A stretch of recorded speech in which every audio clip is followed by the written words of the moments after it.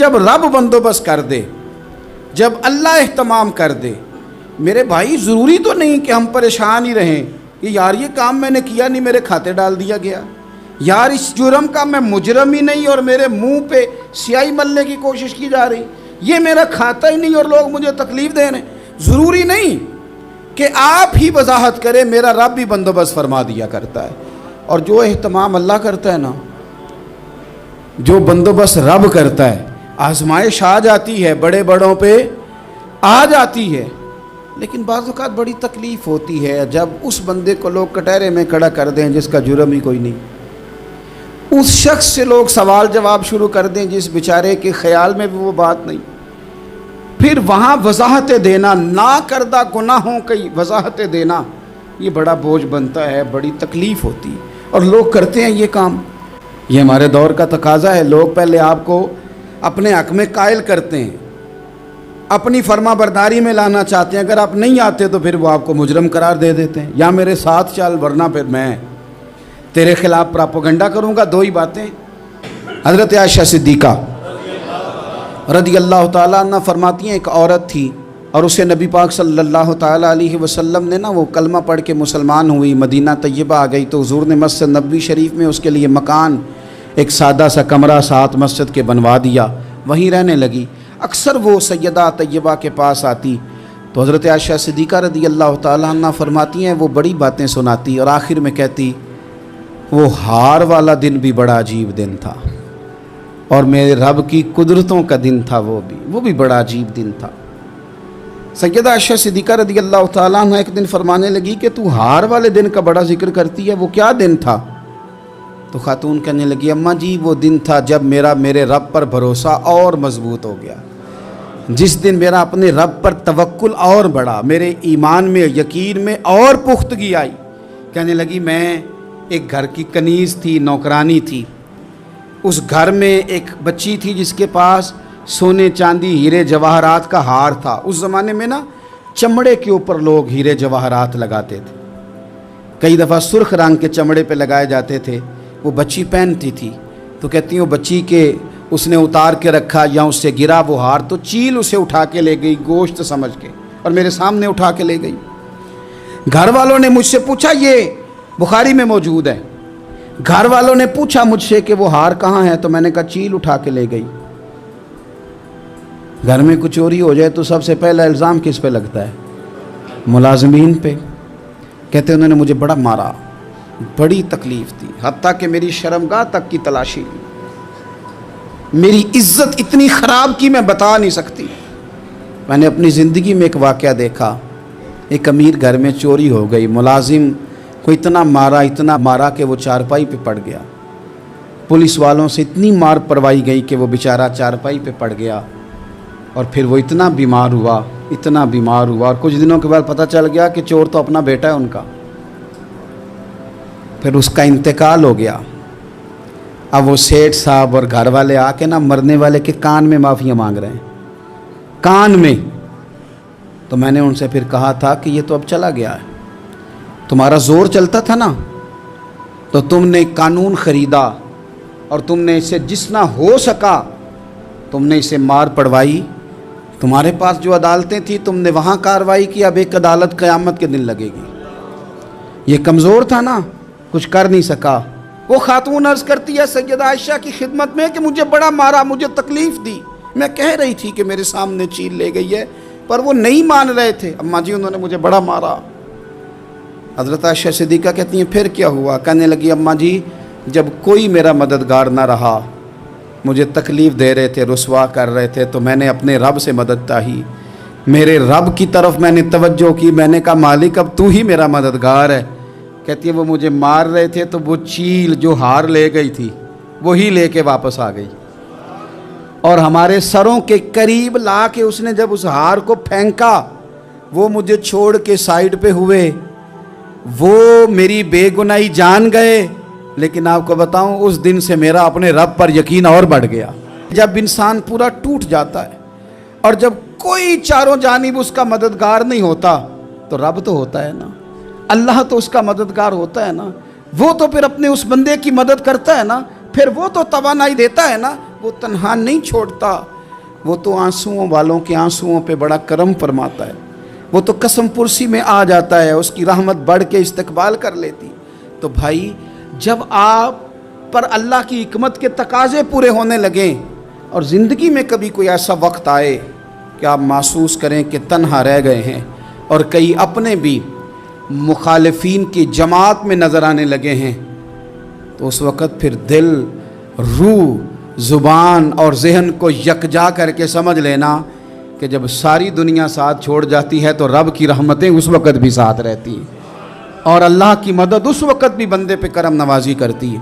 حضرت عبداللہ ابن عباس فرماتے ہیں میرے نبی پاک علیہ السلام نے میری تربیت فرمائی، حضور نے میری تربیت فرمائی، اور محبوب پاک علیہ السلام نے فرمایا عبداللہ یاد رکھنا، یہ نوجوان دوست میری بات لکھ لیں، پریشان لوگ میری بات لکھ لیں، جن کے پاس قوت فیصلہ نہیں وہ اس بات کو لکھ لیں۔ حضرت عبداللہ ابن عباس فرماتے ہیں میرے نبی پاک علیہ السلام نے مجھ سے فرمایا تھا عبداللہ سن، اگر ساری دنیا مل کے تیرا کوئی نفع کرنا چاہے کر نہیں سکتی جب تک میرے رب کی رضا نہ ہو، اور فرمایا ساری دنیا مل کے تیرا کچھ بگاڑنا چاہے تو عبداللہ بگاڑ نہیں سکتی جب تک رب کریم کی حکمت کا تقاضا نہ ہو۔ لوگوں سے ڈرنا، لوگوں کی طرف دیکھنا، ماحول دیکھ کے اپنے راہ کا تعین کرنا، ہر بندے کے خیالات کے مطابق ڈھلنے کی کوشش کرنا، فلانا نہ ناراض ہو جائے، فلانا نہ ناراض ہو جائے، وہ جس نے ہونا ہو جائے، بس رب رسول ناراض نہ ہو۔ اپنی زندگی میں اپنے مالک کو مولا جان کے، بل اللہ مولاکم، اللہ تمہارا مولا ہے، وَهُوَ خَيْرُ النَّاصِرِينَ، وہ بہترین مددگار ہے، توجہ جب بھی کریں رب کی جانب کریں۔ پھر اللہ تعالیٰ جب بندوبست فرمائے، صحیح بخاری میں حضرت جریج کا ذکر فرمایا، جریج نفل پڑھ رہے تھے، ماں نے آواز دی، وہ آ نہیں سکے، نماز میں تھے، ماں ناراض ہو گئی، اس نے ہاتھ اٹھا کے کہا اللہ یہ اتنی دیر تک مرے نہ جب تک کسی بری عورت کا منہ نہ دیکھ لے۔ کسی اور کی دعا کے لیے سند نہیں ہے کہ وہ تیرے حق میں ضرور قبول ہوگی، لیکن ماں باپ کی دعا کے لیے میرے نبی پاک نے سند بیان کی ہے۔ سید عالم صلی اللہ علیہ وسلم فرماتے ہیں جب بھی ماں باپ اولاد کے لیے ہاتھ اٹھاتے ہیں رب ضرور قبولیت کا شرف عطا کرتا ہے۔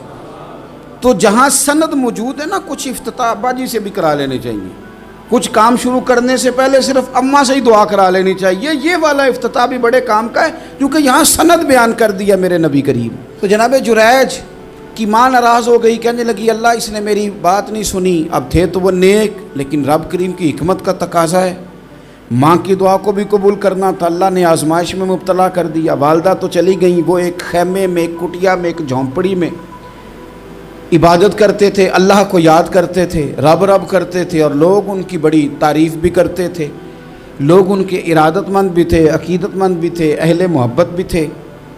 ایک عورت آ گئی، بس وہ اللہ کی حکمت پوری ہونی تھی، اس نے آ کے پہلے تو انہیں اپنی طرف مائل کرنا چاہا، جب نہ مائل ہوئے تو الزام لگا دیا۔ پہلے اس نے قائل کیا، جب جناب جنید قائل نہ ہوئے تو اس نے قریب ایک چرواہا تھا، اس چرواہے کے ساتھ جا کے منہ کالا کیا، مقررہ وقت پہ بچہ پیدا ہو گیا۔ لوگوں نے کہا کس کا ہے؟ کہنے لگی اس خانقاہ میں، اس حجرے میں عبادت کرنے والے کا ہے۔ اگر کسی دیندار پر ذرا سا بھی الزام لگ جائے تو آپ یقین کریں کہ بڑے بڑے خوفناک لوگ بھی نیک ہو جاتے ہیں، جن کا اپنا سارا ماضی کالا سیاہ ہو وہ بھی اجالوں کے راہبر بن جاتے ہیں، جن کی اپنی زبانیں ساری زندگی آلودہ رہی ہوں وہ بھی بڑے بڑے اعلیٰ سچ بولنے لگتے ہیں۔ اعلیٰ کچے میرے مکان کی دیوار کیا گری، لوگوں نے تو میرے صحن میں رستے ہی بنا لیے۔ بڑے لوگ آ جاتے ہیں پھر بڑا کچھ کرتے ہیں اور بڑے بڑے خوفناک جملے کستے ہیں، بس کو نقطہ جو ہاتھ آ گیا ایسے جیسے گرنے کا انتظار کر رہے تھے۔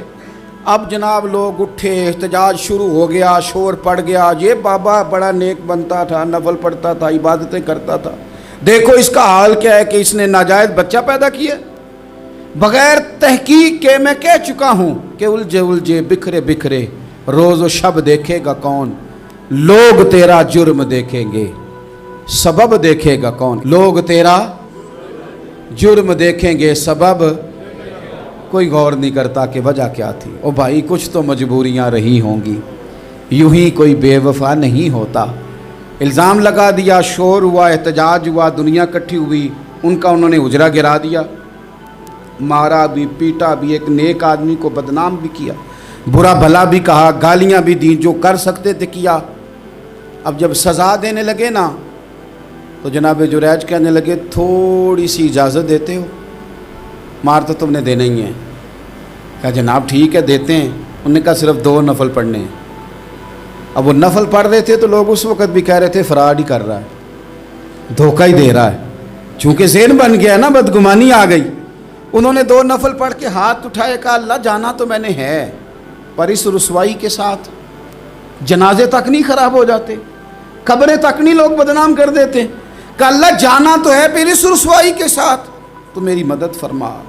अब तो मेरा केस तेरी ही अदालत में है, तू रहमत का दरवाज़ा खोल। हाथ उठाए, दुआ मांगी, नफल पढ़े, पूरे मजमे पे नज़र दौड़ाई, कोई नहीं था सपोर्ट करने वाला। कल तक जो कहते थे ना तेरे लिए जिएंगे, तेरे लिए मरेंगे, सारी उम्र ही आटा गुद्दा है, लखा कीते नहीं पेड़े। अब वक़्त आया ही ते मोहम्मद बख्शा कोई नहीं हो बैठा नेड़े। एक बंदा भी नहीं था, वोटर सपोर्टर साथ देने वाला कोई नहीं था। तो जनाब जुनैज बच्चे की तरफ इशारा करके कहने लगे कोई नहीं बोल रहा, तू ही बोल के बता दे तेरा बाप कौन है, तू ही बोल के बता दे कौन है। अल्लाहु अकबर। मेरा रब जब चाहे तो बच्चे बोलते हैं, रब चाहे तो गूंगे बोलते हैं, रब जब चाहे तो फिर पत्थर भी बोलते हैं। जब कहा ना तू ही बता तो बच्चा बोला और बोल के कहने लगा मेरा बाप जुरेज नहीं, मेरा तो वो है जो बकरियां चराने वाला है, वो मेरा बाप। जब रब करीम ने तौफीक दी तो बच्चा बोल पड़ा। जब रब बंदोबस्त करता है किसी की इज्जत की हिफाजत का तो फिर कोई उसे रुसवा कर सकता। याद रखना जब रब मुहाफिज हो तो फिर लोगों का प्रोपेगेंडा वहाँ कुछ कर सकता। लोग कई दफ़ा बड़ा गहरा जाल बुनते हैं, साजिश का रंग बड़ा गहरा होता है, आम सादे आदमी उसको समझ नहीं पाते, उस प्रोपेगेंडे का हिस्सा हो जाते हैं, उन्हें पता ही नहीं चलता ये बात दरअसल क्या की जा रही है, ये कितनी गहरी हसद की आग है। एक और हदीस सुने, ये भी वाक़या बुखारी में। अल्लाह अकबर। एक शख्स ने ना एक बंदे से कर्ज मांगा, उसने कहा मुझे कर्जा दो। वो कहने लगा कि कितना कर्जा? उसने कहा 1000 दिनार। दिनार सोने का होता था, दिरहम चांदी का होता था। 1000 दिनार चाहिए। उसने कहा कोई गवाह है तेरे पास? गरीब का गवाह भी कोई नहीं बनता। कभी उलझ जाए ना कोई बंदा तो कई अपने भी कह देते हैं कि हम इसके कौल फेल के जिम्मेदार नहीं हैं। एक गरीब आदमी को कर्ज की ज़रूरत पड़ गई, 1000 दिनार चाहिए। मैं कह चुका हूँ कि दिरहम चांदी का होता था, दिनार सोने का। अब 1000 दिनार लेना है। तो जिस बंदे से उसने कहा, अगरचे वो नेक बंदा था, उसने कहा यार 1000 दिनार दे दो। तो कहने लगा कोई गवाह है तेरे पास? वो कहने लगा गरीबों का गवाह कौन होता है? हाँ एक गवाह है। कहा कौन? का मेरा रब, वो तेरे और मेरे बीच गवाह है। उसने कहा कोई कफील, अगर तू पैसे ना दे सके तो वो बाद में दे दे, या तुझे कुछ हो जाए तो वो दे दे। उसने कहा कफील भी मेरा अल्लाह ही है, मेरे पास अगर है तो रब करीम का नाम है, अगर एतमाद कर सकता है तो कर ले। बंदा नेक था, उसने कहा रब के नाम पे, रब की किफ़ालत पे, अल्लाह को गवाह बना के मैं तैयार हूँ तुझे 1000 देने को। उसने 1000 दिनार दे दिया। वक्त वापसी का तय हो गया, वो चला गया पैसे लेके। उसने पूरी मेहनत की कि मैंने वक्त पे पैसे लौटाने, पूरी मेहनत भी कर ली, अल्लाह ने मदद भी कर दी, पैसे भी उस तारीख को उसे मिल गए। बाद लोगों का तो लौटाने का दिल ही नहीं ना होता। फरमाया हदीस पाक में कि तू लौटाने का इरादा कर, रब तेरी मदद भी फरमाएगा। लेकिन यहाँ बहुत सारे लोग कहते हैं खैर है, इरादा ही नहीं। तो फिर जिस तरह का बंदे का गुमान हो, रब भी उसी तरह का मामला फरमाता है। उसने पैसे जमा भी कर लिए और वापस देने को तैयार भी हो गया, लेकिन रास्ता बहरी जहाज का था, कश्ती का था, दरिया के रास्ते वापस आना था। अब वो जब आ गया दरिया के किनारे तो बड़ी कोशिश की, पर वहाँ उसे कोई कश्ती नहीं मिली। वक्त पे पैसे लौटाने हैं, सफ़र करना है, अब सवारी मुयस्सर नहीं है। सोच सोच के परेशान था कि मैंने तो अल्लाह के नाम पे लिए। अचानक दिल में एक तजवीज़ आई। उसने एक लकड़ी ली, लकड़ी को अंदर से खोला, 1000 दिनार उसमें भरा। बुखारी पढ़ रहा हूँ। اور ساتھ ایک خط بھی لکھا کہ یار میں پیسے پہنچانا چاہتا تھا پر مجھے کوئی چیز نہیں ملی دریا کے اس پار آنے، اللہ کے نام پر تیری طرف روانہ کر رہا ہوں۔ اور یہ کہہ کہ وہ لکڑی دریا میں رکھ دی، وہ لکڑی ڈوب گئی ہے، واپس آ گیا۔ وہ جس نے پیسے لینے تھے وہ عین مقررہ وقت پر دریا کنارے آیا، صبح سے سر شام تک اس نے انتظار کیا۔ دل ڈھلنے لگا تو دل میں خیال آ گیا کہ یار نہیں، اس نے دینا ہی نہیں، جھوٹا وعدہ کر گیا، پہنچا ہی نہیں وقت پہ۔ اب جب واپس لوٹنے لگا تو اچانک دریا میں ایک لکڑی تیرتی ہوئی دکھائی دی۔ کہنے لگا لے جاتا ہوں، شام کو روٹیاں پکانے کے کام آئے گی، ایندھن بنا کے جلا لوں گا، ہنڈیا پک جائے گی۔ لکڑی اٹھا کے جلانے کے لیے گھر لایا، گمان تھا کہ وہ نہیں آیا وعدہ کر کے، اللہ کو کفیل اور وکیل بنا کے اور گواہ بنا کے پھر بھی نہیں آیا۔ لکڑی لے کے گھر گیا، بخاری ہے، اور جب اس کو چیرا نہ کہ میں اس کی آگ جلاؤں گا، کھولا تو اندر سے 1000 دینار بھی نکل آیا، خط بھی نکل آیا۔ اب ذرا سمجھنا، اس کے دل میں بات کس نے ڈالی کہ تو لکڑی میں پیسے ڈال دے؟ اللہ نے۔ اس بندے کو مقررہ وقت پہ کنارے بھیجا کس نے؟ لکڑی صرف اسی کے ہاتھ آئی تو یہ بندوبست کیا کس نے؟ اللہ نے۔ گھر جا کے چیری تو پیسے بحفاظت اس تک پہنچائے کس نے؟ تو پھر ہمیں بھی توجہ اللہ کی جانب ہی کرنی چاہیے، ہمارے پہ دل کی توجہ رب کی طرف ہی ہونی چاہیے نا، ہمیں ادھر ادھر جانے کی، دیکھنے کی، بندوں پر غور کرنے کی ضرورت کیا ہے؟ وہ پیسے پہنچ گئے، یہ وہاں اپنی جگہ پہ پریشان تھا، اس نے 1000 دینار اور جمع کیا۔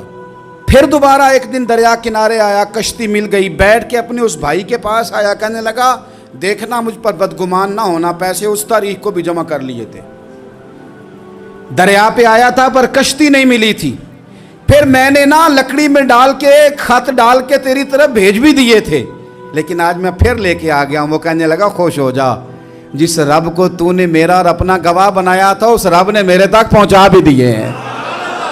جب لوگ اللہ کو گواہ بناتے ہیں، رب کی جانب اپنی توجہ کرتے ہیں، اپنی چاہتوں، خواہشات اور اپنی ساری چٹھیاں اپنے رب کریم کی رحمت کی طرف روانہ کرتے ہیں، پھر اللہ اپنے بندوں کو مایوس نہیں کرتا۔ بخاری شریف میں حدیث ہے، حضرت جابر ابن عبداللہ فرماتے ہیں نبی پاک صلی اللہ علیہ وسلم نے 300 لوگوں کا ایک لشکر روانہ کیا کسی مہم کے لیے، کسی جہاد کے لیے۔ حضرت ابو عبیدہ بن جراح رضی اللہ تعالیٰ عنہ امیر لشکر تھے۔ فرماتے ہیں غربت اتنی زیادہ تھی، بھوک اتنی زیادہ تھی کہ ایک ایک کھجور دن میں ایک وقت کھانے کو ملتی تھی، اور کچھ دن ایسے آئے کہ اب کھجور بھی نہیں مل رہی۔ فرماتے ہیں اتنی زیادہ بھوک لگی مجاہدین کو، 300 بندہ پتے کھا کے گزارا ہونے لگے۔ یہ بخاری میں موجود ہے۔ آپ فرماتے ہیں کہ دریا کے کنارے ہمارا پڑاؤ تھا، ٹھہراؤ تھا، جب بھوک سے نڈھال ہو گئے نا، وَيَرْزُقْهُ مِنْ حَيْثُ لَا يَحْتَسِبُ، اللہ وہاں سے روزی دیتا ہے، گمان بھی نہیں ہوتا۔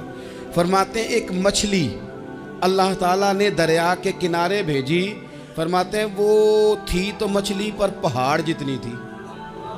بخاری میں لفظ ہیں، حضرت جابر ابن عبداللہ رضی اللہ تعالیٰ عنہ فرماتے ہیں 300 آدمی 18 دن تک اس مچھلی کو کھاتے رہے، مچھلی ختم ہی نہیں ہوئی۔ مچھلیاں نہیں، مچھلی کہتے ہیں 18 دن 300 بندہ کھاتا رہا، مچھلی ختم ہی نہیں ہوئی۔ اور فرماتے ہیں کہ اس کی ہڈی نکال کے، کانٹا کہیں گے آپ اپنی زبان میں، کہتے ہیں وہ نکال کے نا تو اس کو کھڑا کیا نا جب، تو اونٹ کجاوے سمیت اس کے بیچ سے گزر جاتا تھا، 2 اس کے کانٹے جوڑے۔ فرماتے ہیں وہ اس کا گوشت ہم کھاتے تھے اور اس کی چربی بطور تیل کے ہم جسموں پہ ملتے تھے، بیماروں کو اس سے سکون آتا تھا، تندرستی، شفا ہوتی تھی۔ فرماتے ہیں ہم کھایا بھی ہم نے، اور کچھ لے کے ہم مدینے بھی گئے، اور قربان جائیں نبی پاک نے بھی اس میں سے کھایا۔ ہم نے عرض کی حضور یہ معمہ کیا ہے، یہ ماجرا کیا ہے؟ تو محبوب نے فرمایا تمہارے پاس غذا نہیں تھی، رب نے تمہارے لیے بندوبست کیا ہے۔ حضرت مریم رضی اللہ تعالی عنہا کو اللہ تبارک و تعالی نے بغیر باپ کے جناب عیسیٰ علیہ السلام عطا فرما دیے۔ اب اس بات کو جب لوگوں کے سامنے پیش کیا جائے گا، لوگ کیا رائے دیں گے، یہ بھی تو ایک مشکل کام ہے نا۔ وہ خاتون، وہ پاک باز عورت جس نے اپنی زندگی کے سارے اوقات ہی اللہ کے گھر مسجد میں گزارے، جس کی ماں پاک ہے، باپ پاک ہے، خاندان پاک ہے، اس خاتون کو بغیر باپ کے جب گود میں بچہ لے کے لوگوں کے سامنے جانا ہے تو کن رویوں کا سامنا کرنا ہے، یہ آپ سمجھ سکتے ہیں۔ کسی شاعر نے کہا تھا کہ الجھے الجھے بکھرے بکھرے روز و شب دیکھے گا کون، لوگ تیرا جرم دیکھیں گے سبب دیکھے گا کون۔ لوگ تو ظاہری حالات کو دیکھتے ہیں اور فیصلہ کر دیتے ہیں، سبب کیا ہوا تھا، وجہ کیا بنی تھی، تصویر کا دوسرا رخ کیا، اس پر تو غور ہی کوئی نہیں کرتا۔ اور پھر مخلوق تو فنکار ہے اس درجہ کے پل بھر میں، سنگے در کعبہ سے بھی اصنام تراشے، تم کون ہو کیا چیز ہے داغ کبابی۔ لوگوں نے تو مریم پہ بھی الزام تراشے، بڑے بڑے باعزت باوقار لوگ، اور ذرا سا کہیں کوئی نقطہ لوگوں کو نظر آتا ہے تو لوگ اس نقطے کو بہت بڑا قصہ بنا لیتے ہیں، بہت زیادہ داستان سرائی کرتے ہیں، نیک لوگوں کو بڑی تکلیف پہنچاتے ہیں۔ لیکن اگر وہ شخص سچا ہے اور اپنے رب کی بارگاہ میں وہ صاف ہے تو پھر اسے زیادہ وضاحتیں دینے کی ضرورت بھی نہیں، اور ویسے بھی جب لوگ بہت زیادہ مخالفت کر رہے ہوں تو وضاحتیں دینا کام بھی نہیں آتا، اس وقت صفائی دے کے انسان مزید الجھتا چلا جاتا ہے۔ حضرت مریم کی گود میں جناب عیسیٰ علیہ السلام تشریف لے آئے تو جناب مریم کو حکم تھا کہ آپ نے بولنا ہی نہیں، آپ نے بات ہی نہیں کرنی، آپ خاموش رہیں۔ وہ خاموش ہیں، بچہ پنگوڑے میں ہے، قوم کے سامنے ہے تو قوم بڑے سخت نظروں سے دیکھتی ہے، بڑے سخت جملے کہتی ہے، اور انہوں نے کہا کہ مریم یہ بچہ کہاں سے آ گیا، آپ بھی نیک، آپ کا باپ بھی نیک۔ تو جناب مریم نے کیا کہا، قرآن مجید سورہ مریم کی آیت نمبر 29 دیکھیے، فَأَشَارَتْ إِلَيْهِ، تو جناب مریم نے نا پنگوڑے کی طرف اشارہ کیا، جناب عیسیٰ کی طرف اشارہ کیا، توجہ ادھر کی، فَأَشَارَتْ إِلَيْهِ، بچے کی طرف اشارہ کیا، گویا اس سے پوچھ لے تو قوم کیا کہتی ہے۔ انہوں نے کہا قالوا کیف نکلم من کان فی المہد صبیا، یہ کیسے بات کرے گا، یہ تو پنگوڑے میں بچہ ہے۔ پنگوڑے میں بچے بھی کبھی بولے ہیں، وہ بولتے ہیں بھائی، پر جب رب چاہے، اور جب اللہ اپنے بندوں کو صاف کرنا چاہے، اور جب رب اپنے بندوں کی عزتوں کا محافظ بنے تو بچے پنگوڑوں میں بھی بولتے ہیں۔ جناب یوسف کے لیے بھی بولا تھا، جناب عیسیٰ بھی پنگوڑے میں بولے تھے، جناب جریج کے لیے بھی بولا تھا، بچے بولتے ہیں، لیکن کب، جب رب چاہے۔ کیسے بولے گا، یہ تو پنگوڑے میں ہے۔